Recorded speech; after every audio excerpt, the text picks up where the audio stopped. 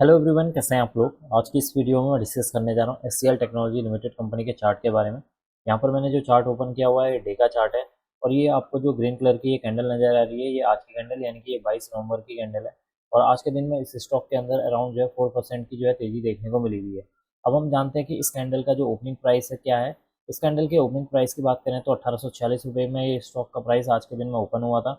High लगाया है 1902 रुपये का और लो था आज का 1836 रुपये का और क्लोजिंग हुई है 1898 रुपये की। यहाँ पर जो ग्रीन कैंडल बनी इसलिए है क्योंकि यहाँ पर जो ओपनिंग प्राइस है क्या लेस देन है क्लोजिंग प्राइस के, या आप कह सकते हैं कि जो क्लोजिंग प्राइस है ग्रेटर देन है ओपनिंग प्राइस के, जिसकी वजह से यहाँ पर क्या हुई है एक ग्रीन कैंडल फॉर्म हुई है।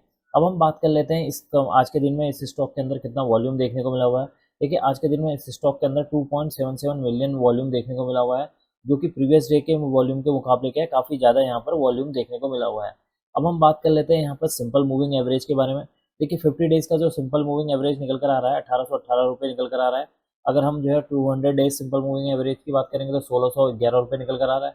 100 डेज सिंपल मूविंग एवरेज की बात करें तो 1723 रुपये यहाँ पर निकल कर आ रहा है। इसका मतलब कि जो स्टॉक का जो अभी का प्राइस है यानी कि जो 1898 रुपये यहाँ पर निकल कर आया है, 1898 रुपये जो यहाँ पर क्लोजिंग हुई है वो अपने जो है 50 डेज सिंपल मूविंग एवरेज की बात की जाए या 100 सिंपल मूविंग एवरेज हो या 200 सिंपल मूविंग एवरेज हो, उन सभी सिंपल मूविंग एवरेज के ऊपर जो है ट्रेड कर रहा है, जो कि इसके लिए क्या है एक पॉजिटिव पॉइंट है।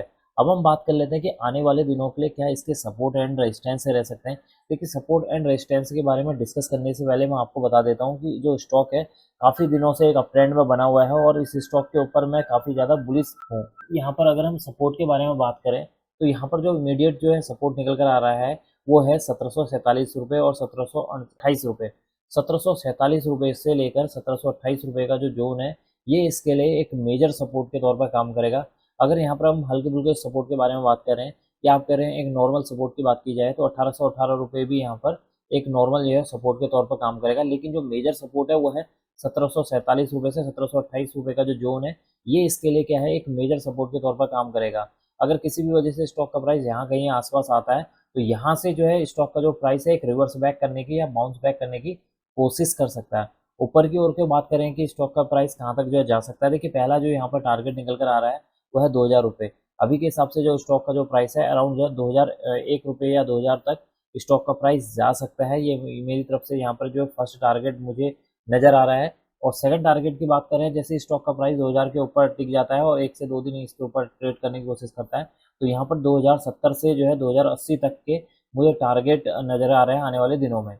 जैसा कि चार्ट बना हुआ है उसके हिसाब से अगर मैं बताऊं तो स्टॉक का प्राइस इससे ऊपर भी जा सकता है, लेकिन यहाँ पर मेरे जो टारगेट निकल कर आ रहे हैं पहला टारगेट है यहाँ पर 2000 का और दूसरा जो टारगेट निकल कर आ रहा है 2070 का। तो ये दो टारगेट आज के दिन में मुझे नज़र आ रहे हैं और बाकी मैंने आपको बता दिया कि जो स्टॉक है काफ़ी अप ट्रेंड में चल रहा है, काफ़ी दिनों से ये अप ट्रेंड में है। एक बार मैं आपको इस चार्ट को जो है जूम करके दिखा देता हूँ। यहाँ पर अब आप देखेंगे जो स्टॉक है यहाँ करीब जो है जून से आप देखें जून से कंटिन्यू एक अप ट्रेंड में यहाँ पर चल रहा है और यहाँ पर जैसे ही स्टॉक ने आज के दिन में इसको ब्रेक किया है तो ब्रेक करने के बाद यहाँ पर आप मान के चलिए 2000 तक स्टॉक का प्राइस जाने की पॉसिबिलिटी है। अब मैं इस वीडियो को यहीं पर एंड करूंगा। उम्मीद करता हूँ कि आपको यह वीडियो पसंद आई होगी। अगर आपको यह वीडियो पसंद आई तो please like share and subscribe करना ना भूलें। Thank you.